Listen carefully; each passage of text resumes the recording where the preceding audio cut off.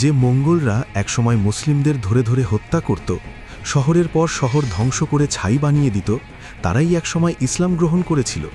এই তথ্য শুনলে আজও অবাক হতে হয়। প্রশ্ন জাগে, কিভাবে এমন এক ভয়ঙ্কর জাতি, যাদের নাম শুনলেই মুসলিম বিশ্বের মানুষ আঁতকে উঠত, তারাই শেষ পর্যন্ত মুসলমান হয়ে গেল। ত্রয়োদশ শতাব্দীতে মঙ্গলদের নাম ছিল ধ্বংসের আরেক নাম।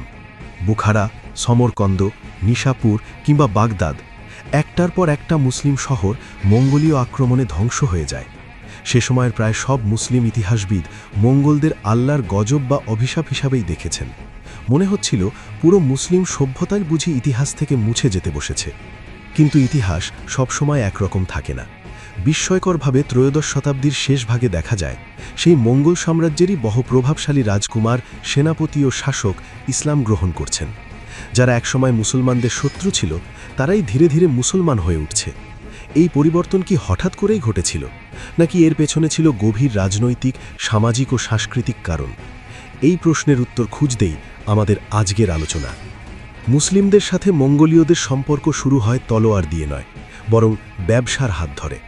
মধ্য এশিয়ার বিস্তীর্ণ তৃণভূমিতে মুসলিম বণিকেরা বহু আগে থেকেই যাতায়াত করতেন। তারা মঙ্গলদের কাছে নিয়ে যেত উন্নত ধাতব অস্ত্র, গয়না ও বিলাসপণ্য, আর বিনিময় নিত পশম, ঘোড়া ও পশুজাত দ্রব্য। এই বাণিজ্যিক সম্পর্ক মঙ্গলদের মনে মুসলমানদের সম্পর্কে এক ধরনের ইতিবাচক ধারণা তৈরি করে। চেঙ্গিস খানের জীবনেও এমন এক সময় এসেছিল যখন তিনি ছিলেন দুর্বল ও অসহায়। তখনও তিনি পুরো মঙ্গল জাতির নেতা হননি। তরুণ তেমুজিন নিজের গোত্রকে একত্রিত করার চেষ্টা করছিলেন, কিন্তু প্রতিদ্বন্দ্বী গোত্রের আক্রমণে তিনি ভয়াবহভাবে পরাজিত হন। জীবন বাঁচাতে তিনি অল্প কয়েকজন অনুগত অনুসারী নিয়ে হ্রদ বালজুনা অঞ্চলে আশ্রয় নেন। সেই দুঃসময়ে তার পাশে ছিলেন দুজন মুসলমান, হাসান ও জাফর খোজা। তারা চেঙ্গিস খানের প্রতি আনুগত্যের শপথ নেন এবং তার পাশে দাঁড়ান। অনেক ঐতিহাসিক মনে করেন এই ব্যক্তিগত অভিজ্ঞতাই চেঙ্গিস খানের মনে মুসলমানদের প্রতি এক ধরনের আস্থার বীজ বপন করেছিল। এই কারণেই সম্ভবত মঙ্গল সাম্রাজ্য বিস্তারের প্রথম দিকে মুসলমানরা খুব একটা প্রতিবাদ করেনি, বরং বহু মুসলিম বণিক ও গোয়েন্দা মঙ্গলদের জন্য তথ্য সংগ্রহ ও যোগাযোগের কাজ করতেন। তারা বিশ্বাস করতেন মঙ্গলদের সাথে সুসম্পর্ক বজায় রাখাই তখন বেঁচে থাকার একমাত্র উপায়। 1218 সালে চেঙ্গিস খানের সেনাপতি জেবে নয়ান বিদ্রোহী শাসক কুচলুককে দমন করতে তারিম অববাহিকায় অভিযান চালান। সেখানে তিনি ঘোষণা দেন, যারা আত্মসমর্পণ করবে তারা নিজের ধর্ম স্বাধীনভাবে পালন করতে পারবে। এই ঘোষণা মঙ্গলদেরকে অনেকের চোখে বিজয়ী নয়, বরং মুক্তিদাতা হিসাবে তুলে ধরে। কিন্তু এই সহনশীলতার আড়ালে ছিল ভয়ঙ্কর এক বাস্তবতা। সময়ের সাথে সাথে মঙ্গল বাহিনী হয়ে ওঠে আরও নিষ্ঠুর।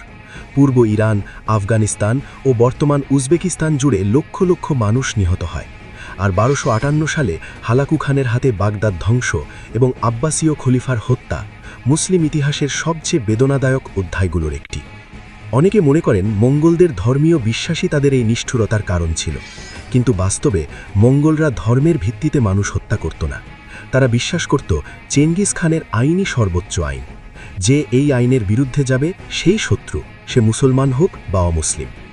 চেঙ্গিস খানের মৃত্যুর পর বিশাল মঙ্গল সাম্রাজ্য 4টি খানাতে বিভক্ত হয়: গোল্ডেন হোর্ড, ইল খানাত, চাগাথাই খানাত ও ইউয়ান সাম্রাজ্য। আশ্চর্যের বিষয় হল, এই খানাতগুলোর জনসংখ্যার বিশাল অংশই ছিল মুসলিম।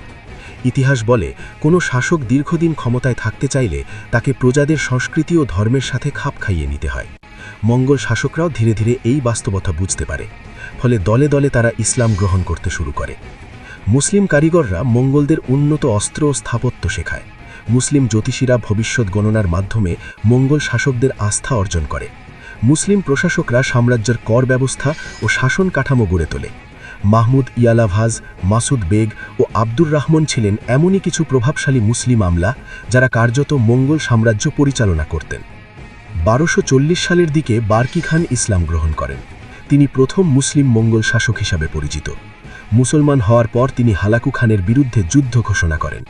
এটি ছিল ইতিহাসের প্রথম মুসলিম মঙ্গল বনাম অমুসলিম মঙ্গল যুদ্ধ, যা অনেকেই বাগদাদ ধ্বংসের প্রতিশোধ হিসাবে দেখেন। এরপর গাজান খান ও উলজেইতু ইসলাম গ্রহণ করলে ইল খানাত একটি পূর্ণ ইসলামী রাষ্ট্রে রূপান্তরিত হয়। গোল্ডেন হোর্ডে উজবেক খানের সময় ইসলাম ব্যাপকভাবে বিস্তার লাভ করে এবং রাষ্ট্রধর্ম পরিণত হয়। কিন্তু ইসলাম গ্রহণের পরও অনেক মঙ্গল শাসক তাদের পুরনো নিষ্ঠুরতা পুরোপুরি ত্যাগ করতে পারেনি। কর আদায়, দমন পীড়ন ও অকারণ যুদ্ধ চলতেই থাকে। অর্থাৎ ধর্ম বদলালেও মানসিকতার পরিবর্তন সবসময় হয়নি। সবশেষে বলা যায়, ইসলাম মঙ্গলদের ইতিহাসে এক গুরুত্বপূর্ণ মোড় এনেছিল। পারস্য সভ্যতা ও ইসলামী সংস্কৃতির সংস্পর্শে এসে তারা যাযাবর জীবন ছেড়ে সংগঠিত শাসকে পরিণত হয়। কিন্তু চেঙ্গিস খানের রেখে যাওয়া যুদ্ধপ্রবণ ও রক্তপিপাসু মানসিকতা পুরোপুরি মুছে যায়নি। মঙ্গল শাসনের ইতিহাস তাই এক অদ্ভুত বৈরত্ব, যেখানে সভ্যতা ও বর্বরতা, আলো ও অন্ধকার একসাথেই চলেছে।